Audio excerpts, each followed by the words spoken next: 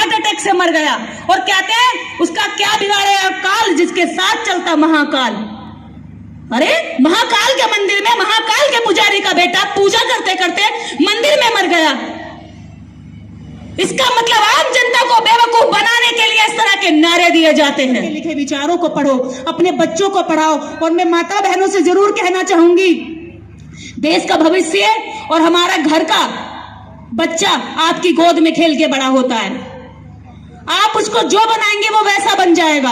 अगर आप उसको बाबा साहब डॉक्टर अंबेडकर बनाना चाहेंगी तो वो बाबा साहब डॉक्टर अंबेडकर भी बन जाएगा। और मैं इस धरती को फिर से बार बार नमन करती हूं कि इस धरती से इस देश की राजनीति में खलबली मचाने वाला एक ऐसा मसीहा जिसने हजारों वर्ष के दबे हुए महापुरुषों को जमीन से उखाड़कर हमारे सामने लाके साक्षात्कार कर दिया, मान्यवर काशीराम साहब।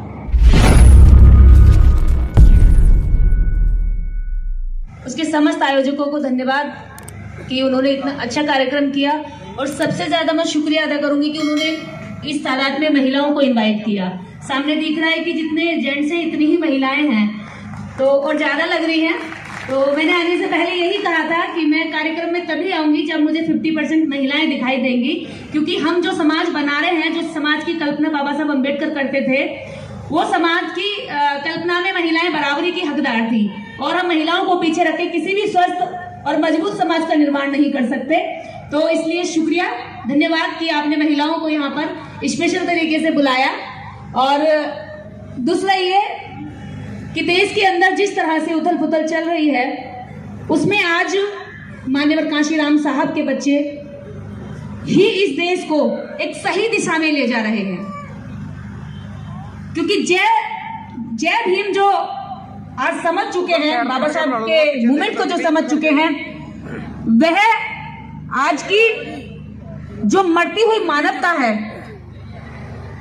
जो भारत में मानवता वेंटिलेटर पर पड़ी है, उसको ऑक्सीजन देने का जो काम कर रहे हैं, वो रविदास जी के अनुयायी, बाबा साहब के अनुयायी और काशीराम साहब के अनुयायी कर रहे हैं। बाकी इस देश में एक ऐसा माहौल है जहां हर कोई दहशत में है, जहां किसी को कोई भी पकड़कर एक धर्म रक्षा के नाम पर मार देता है, जहां महिलाओं के साथ शोषण हो जाता है और जाति के नाम पर उसकी एफआईआर तक नहीं लिखी जाती है। हमारे लोगों के साथ आज तक भी न्याय नहीं होता है, क्योंकि कोर्ट उनके हैं, कानून उनके हैं, वकील उनके हैं, जज उनके हैं। हमारे लोगों के साथ शोषण भी होता है और उल्टा थाने में झपट कर भगा दिया जाता है कि क्या हुआ तेरे साथ, आया रोता हुआ यहाँ भाग यहाँ से। हमारे ही लोगों के साथ शोषण होता है और हमारे लोगों की नहीं सुनी जाती है। कारण है कि जिनकी सरकारें नहीं होती उनकी कोई सुनता नहीं है। और हैरानी की बात यह है, ये भारत के अंदर है कि जो संख्या में ज्यादा है वही सरकार से बाहर है। वो सत्ता से बाहर क्यों है? इसके कई सारे कारण हैं, हमें सोचना पड़ेगा फिर से। जैसे मान्यवर साहब ने उस समय पर एक विशेषज्ञ होकर सामाजिक और राजनीतिक तौर पर सोचा, उसके बारे में उन्होंने गहरी स्टडी की और उस पर काम किया। काशीराम साहब की जो सोच थी उसको आज भी कांग्रेस, बीजेपी और आप भी काट नहीं पा रही है। काशीराम साहब ने हर जाति में नेता दिया ताकि वो स्वाभिमानी बने, वो ऊपर उठे, वो सम्मान का जीवन जिए। जब कांग्रेस बीजेपी ने देखा कि अरे तो स्वाभिमान की बात करने लगे, शिक्षा की बात करने लगे, अधिकारों की बात करने लगे, सम्मान की बात करने लगे, जो हमारी चारपाई पर हमारे सामने बैठते नहीं थे, कांपते थे थरथर पत्ते की तरह, आज वो सीना चौड़ा खड़ा करके हमारे सामने होने लगे। तो उन्हें लगा अब ऐसा करो, इन्हें फिर से वापस ले जाने के क्या किया जाए। तो मान्यवर साहब ने नेता तैयार किए जातियों में और उनको खड़ा किया। लेकिन आज बीजेपी कर रही है कि हर जाति का एक भगवान तैयार कर रही है, देवता तैयार कर रही है और कहती है जाओ जागरण करो, जाओ हवन करो। और हमारे लोग बड़े शांत तरीके से उसको एक्सेप्ट कर लेते हैं और उसके पीछे लग जाते हैं, क्योंकि पता है नेता अधिकारों की चेताएगा और मिट्टी का बुत क्या है वो तो पड़ा रहेगा। माला चढ़ाओ, फूल चढ़ाओ, घी चढ़ाओ, कुछ भी चढ़ाओ, जो तुम्हारे पेट में खाने का होगा वो लूट लेगा। और एक उसके ही चुटिया धारे की दुकान भी सज जाएगी, उसका बच्चा विदेश पढ़ेगा, कमाओगे आप, और जो उनका निर्माण किया हुआ देवता होगा उस देवता के चरणों में आप लुटा कर आ जाओ। इस देश में दो तरह के नशे हैं। एक तो नशा वो जो शाम को करते हैं सुबह उतर जाता है।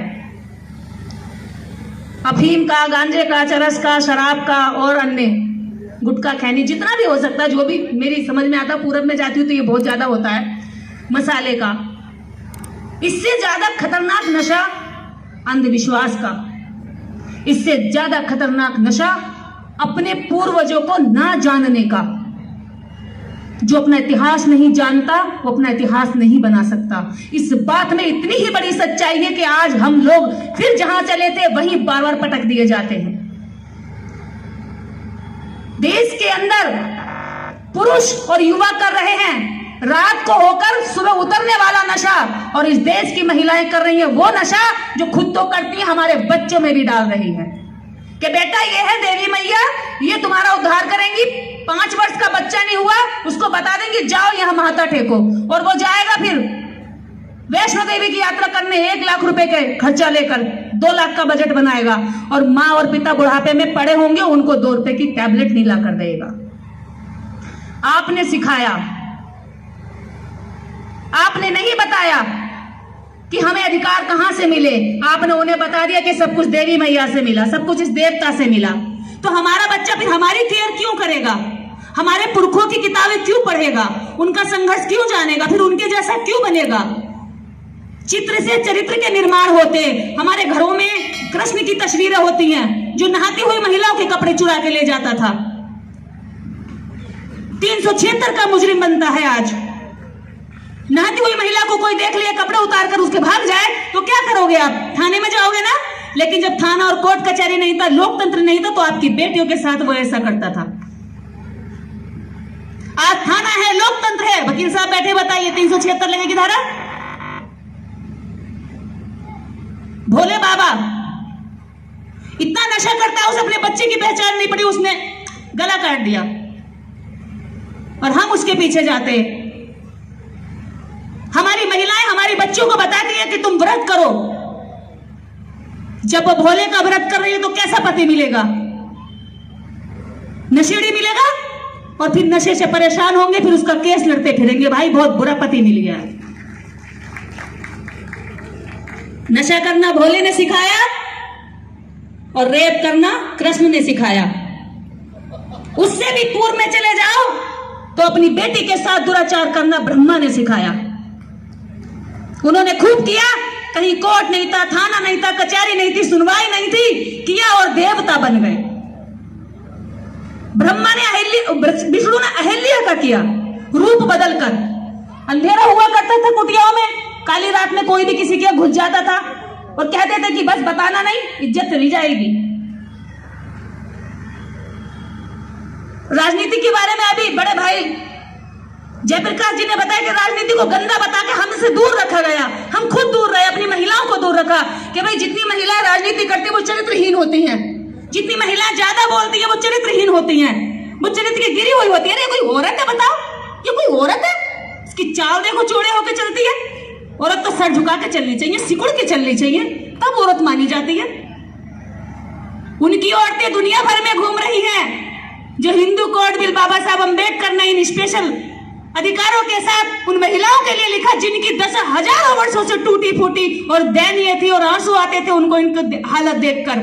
आज उनकी स्थिति वैसी की वैसी है, और जिनके लिए जिन्होंने विरोध किया, हिंदू कोड बिल की प्रतियां जलाई, बाबा साहब अम्बेडकर का विरोध किया गांधी के साथ मिलकर, आज उन महिलाओं ने सबसे ज्यादा फायदा स्पेशल हिंदू कोड बिल का उठाया।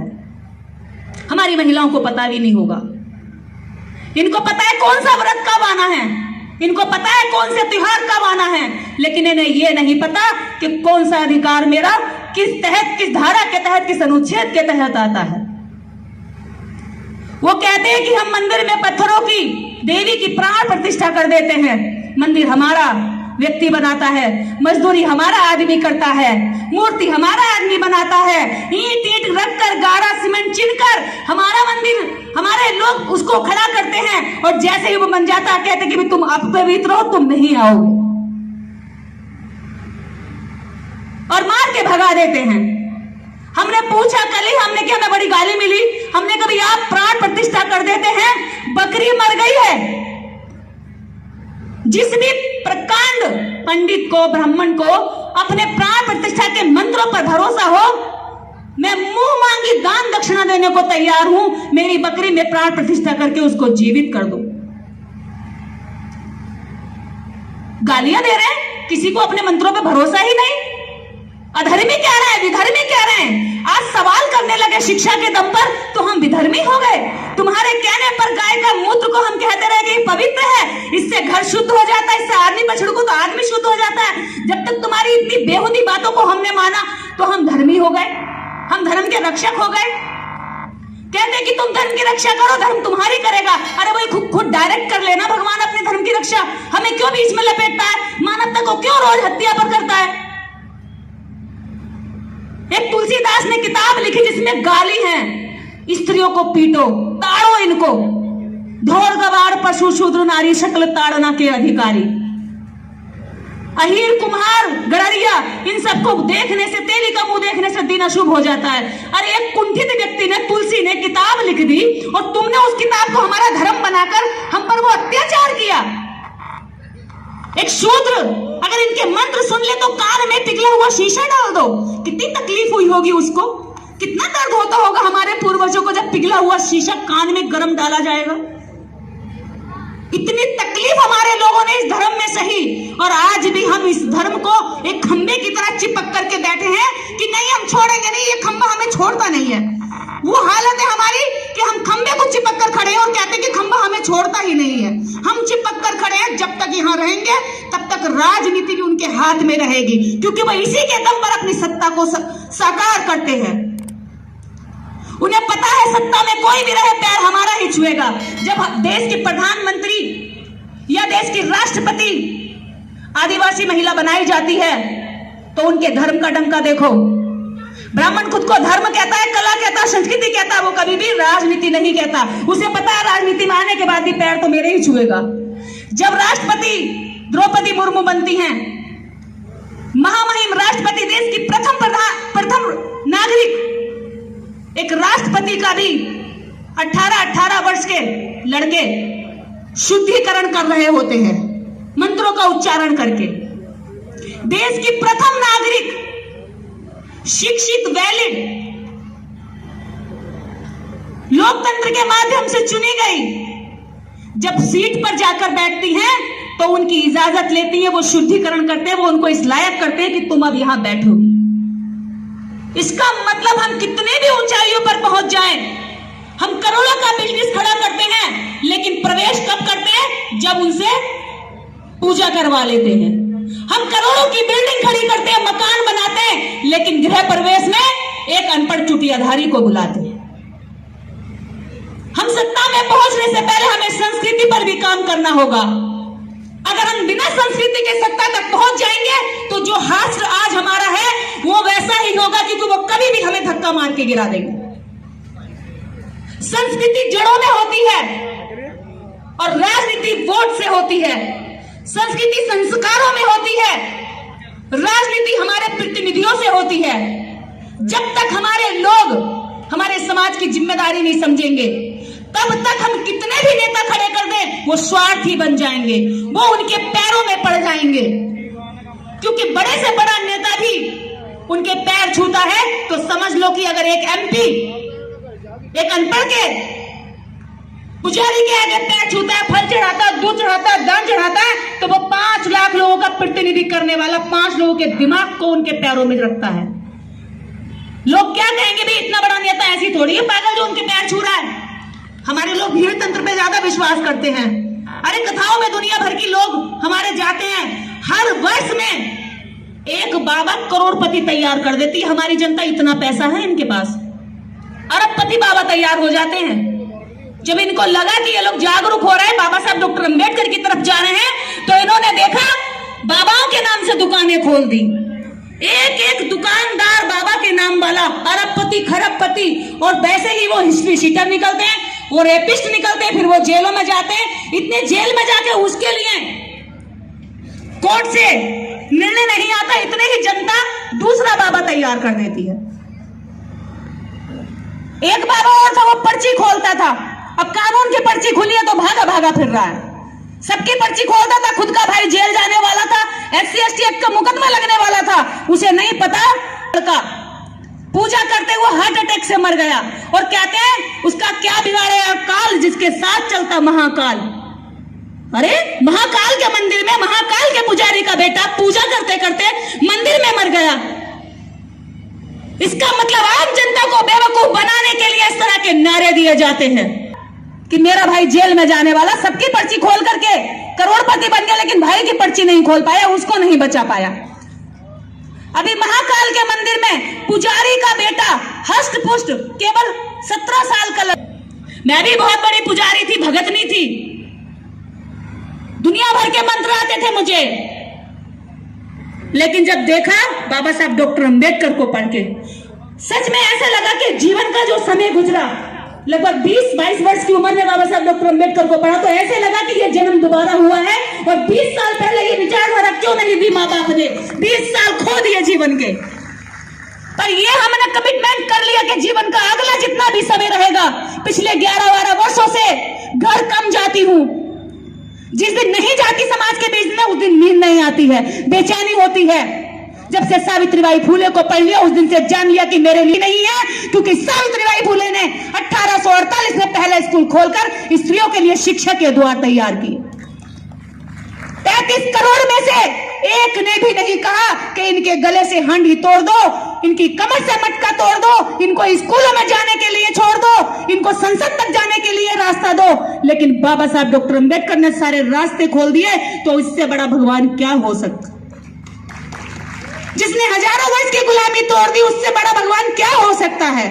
अगर आपको आस्था रखनी है तो बाबा साहब के विचारों में रखो। सुबह अगर पूजा पाठ करनी है तो बाबा साहब डॉक्टर अंबेडकर के लिखे विचारों को पढ़ो, अपने बच्चों को पढ़ाओ। और मैं माता बहनों से जरूर कहना चाहूंगी, देश का भविष्य और हमारा घर का बच्चा आपकी गोद में खेल के बड़ा होता है। आप उसको जो बनाएंगे वो वैसा बन जाएगा। अगर आप उसको बाबा साहब डॉक्टर अंबेडकर बनाना चाहेंगी तो वो बाबा साहब डॉक्टर अंबेडकर भी बन जाएगा।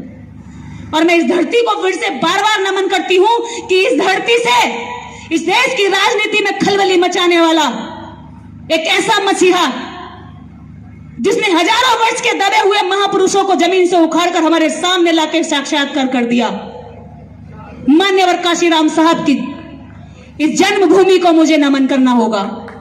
इस दुनिया के जितने भी आगे राजनीतिज्ञ होंगे उन्हें काशीराम साहब को पढ़ना होगा, क्योंकि काशीराम साहब ने ऐसे जातिवाद के द्वंद्व में एक अपनी सत्ता खड़ी करके दिखाई।